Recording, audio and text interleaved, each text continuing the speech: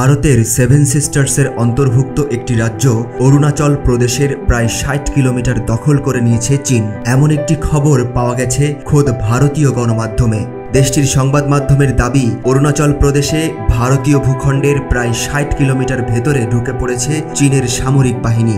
শুধু তাই নয়, ভারতীয় ভূখণ্ডে ঢুকে অরুণাচল প্রদেশের আনজাও জেলার কাপাপু এলাকায় ক্যাম্পও করেছে চীনের পিপলস লিবারেশন আর্মি। খবরে বলা হচ্ছে, কাপাপু এলাকায় কাঠে আগুন ধরানো, পাথরের গায়ে রং ব্যবহার করে লেখা চীনের নাম এবং চীনা খাদ্য সামগ্রীর ছবি দেখে বোঝা যায় সেখানে প্রায় সপ্তাহখানেক আগেই অনুপ্রবেশ ঘটেছে চাইনিজ সৈন্যদের। ছবিতে দেখা যায় পাথরের গায়ে ইংরেজিতে ২০২৪ সাল লেখা রয়েছে।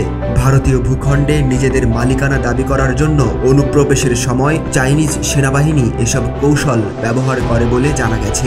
অরুণাচল প্রদেশের স্থানীয় সংবাদ মাধ্যম নিউজ 5 বলছে, দুই দেশকে বিভক্তকারী ম্যাকমোহন লাইনের হাদিগ্রা পাসের কাছে কাপাপুতে ইন্দো তিব্বত বর্ডারে পুলিশের একটি ক্যাম্পের অবস্থান রয়েছে। আর আনজাও জেলার নিকটতম প্রশাসনিক এলাকা চাগলাগাম ম্যাকমোহন লাইন থেকে প্রায় ৯০ কিলোমিটার দূরে অবস্থিত।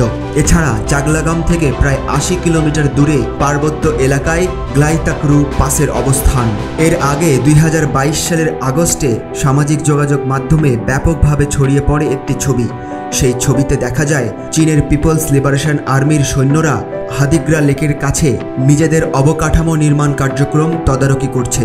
সেখানে ৩টি খননকারী মেশিন দিয়ে খনন কাজ পরিচালনা করতে দেখা যায় চীনের সামরিক বাহিনীকে। একই বছরের ১১ই আগস্ট চাগলাগাম থেকে ৩০ কিলোমিটারেরও কম দূরে ওই এলাকার নির্মাণ কাজ পর্যবেক্ষণ করে চীনের সামরিক বাহিনীর LRP টহল দল। সে সময় হাদিগ্রা লেকের নির্মাণাধীন স্থাপনা থেকে কিছুটা উত্তরে চীনের সামরিক বাহিনীর সদস্যদের ক্যাম্পের অস্তিত্ব নিশ্চিত হয় ভারতীয় সেনাবাহিনী। ২০২১ সালে ভারতীয় সংবাদ মাধ্যম NDTV স্যাটেলাইটে ধারণ করা ছবি বিশ্লেষণ করে জানায়, অরুণাচল প্রদেশে ভারতীয় ভূখণ্ডের ভেতরে কমপক্ষে ৬০টি ভবনের দ্বিতীয় ক্লাস্টারের নির্মাণ কাজ পরিচালনা করছে চীনের সামরিক বাহিনী। এখানেই শেষ নয়, ২০২০ এমনকি ২০১৯ সালেও অরুণাচল প্রদেশে ভারতীয় ভূখণ্ডে প্রবেশ করে চীনের সেনাবাহিনী। এর কারণ হিসেবে বলা হয়ে থাকে, ভারতের বহুল আলোচিত অরুণাচল প্রদেশের সীমান্ত লাগোয়া বিশাল অংশের মালিকানা দাবি করে প্রতিবেশী চীন।